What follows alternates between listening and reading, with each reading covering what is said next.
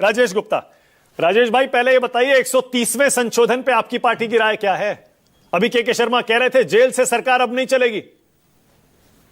देखिए साहब, वो संशोधन किस लिए आया ये सभी जानते हैं, और हमसे ज्यादा घबराने की जरूरत मुझे लगता है कि हमारे जेडीयू के साथी और टीडीपी वालों को है, क्योंकि अब वो इधर उधर नहीं हो पाएंगे।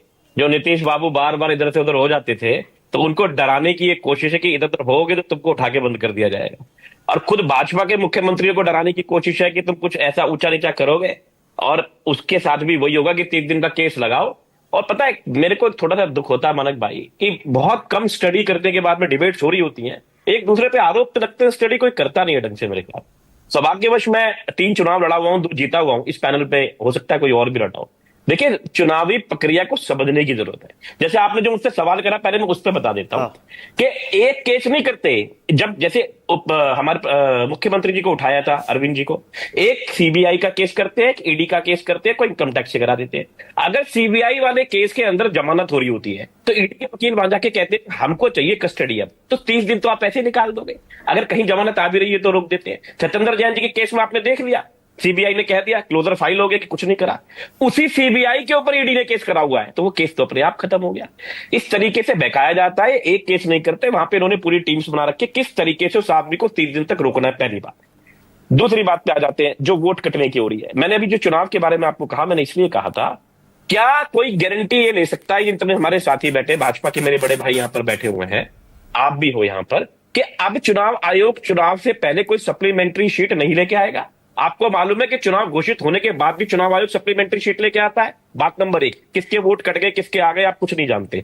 अब बीएलए जो हमारा कार्यकर्ता भी होता है हर पार्टी का, वो चुनाव को देख ले, वोट को देख ले, या किसी अम्मा के पास देखो, कोई लड़का 18 साल का गया, उसका वोट जुड़वाना आसान है कि बेटा तू 18 का हो गया, अपना वोट जुड़वा ले। एक अम्मा वहां बैठी थी, उसका वोट कट गया। अब क्या मैं सब अम्माओं पे जाके पूछे मेरा बीएलए कि अम्मा तुम्हारा वोट रह गया कि कट गया? किससे पूछेगा? चुनाव आयोग जब लिस्ट चलेगा। और सप्लीमेंट्री शीट में फिर कह रहा हूं चुनाव घोषित होने के बाद भी आती है। दूसरी बात, आपने कहा 98% आ गई, कहीं पे 200 बूथ के करीबन हर जगह हर विधानसभा में होते। मैं दिल्ली की बात का अंदाजा लिए देता हूं। 2% का मतलब भी कितने वोटों के सर? 4000 वोटों में। हमारे जेडीयू के भाई ने कहा कि बैंक से पैसा लेट हो जाता है। बैंक से पैसा लेट होने में, अब बैंक से पैसा गायब होने में बहुत फर्क है। अब ये कह रहे वोट की चोरी है, लेट होना अलग बात है, चोरी होना अलग बात है। उन्होंने कहा कि भाई 30 हर बूथ के ऊपर 30 एक वोट गलत कटे हैं। कितने हो गए सर? 200 से 30 को गड़बड़ करना, 6000 वोट। आप जानते हैं दिल्ली के अंदर कम से कम 20 सीटें ऐसी होंगी जो 5000 से नीचे से आम आदमी पार्टी हारी होगी, और यही हरियाणा के अंदर हुआ, और ये बहुत जगह होता है विधानसभा। मतलब दिल्ली में वोट चोरी हुई थी? बिल्कुल हुई थी। कमाल करते हैं आप। जब रिजल्ट आया था तब तो आपने हाथ जोड़ के स्वीकार कर लिया था। बहुत बढ़िया, जनादेश का हम सम्मान करते हैं, स्वागत करते हैं। अब वोट चोरी का नैरेटिव बन गया तो आप भी शामिल हो गए उसमें। मानक भाई, हमने सबसे पहले प्रेस कॉन्फ्रेंस करी थी, मैं रोड डिबेट करता हूं 30 दिन, आपके साथ भी करी थी। अरविंद केजरीवाल ने बकायदा दिखाया था, एक बंगले से 33 बंगले। लेकिन उसके बाद आपने कहा था, जब आपने ये मुद्दा उठाया, उसके बाद इलेक्शन कमीशन ने बंद कर दी चोरी और सब ठीक हो गया। उसके बाद आपने चुनाव लड़ा, प्रचार किया, उसमें ये मुद्दा नहीं उठाया, चुनाव लड़ा, फिर हारे, उसके हाथ जोड़ के स्वीकार किया। मानक भाई मेरी बात सुनिए, मैं भी इस बार का चुनाव हारा हूं। अब मैं जाके पब्लिक में ये कहता रहा हूं, अब तो ये देख रहे हैं कि बीजेपी वाले क्या काम कर रहे हैं, झुग्गी तोड़ रहे हैं, पानी आने का, पानी भरा हुआ है। कोई मुद्दे आप देखिए ना क्या हो रहा है, क्या दिल्ली के अंदर 6 महीने में क्या बदला, आप बताओ। आप नहीं वो ठीक है, देखिए बाकी मुद्दे आप उठा सकते हैं। आप जेल से ज्यादा अच्छी चला रहे थे राजेश भाई, बाकी मुद्दे उठाइए। मैं तो वोट चोरी पर कह रहा था, पहले नहीं उठाया आपने।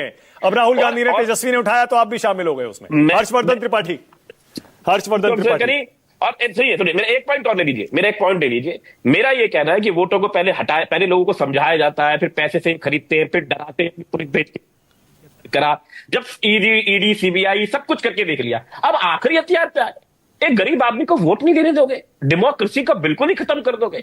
ये बिल्कुल नाजायज है। और मुझे लगता है कि हम इलेक्शन कमीशन को, मैं कुछ नहीं कहना चाहता, राजेश भाई मेरी एक लास्ट बात प्लीज। मैं जब पढ़ रहा था चीफ इलेक्शन कमिश्नर के बारे में, मैंने देखा कि हिंदू के अंदर टीवी के ऊपर उनके बारे में लिखा था, वो अमित शाह के करीबी हैं।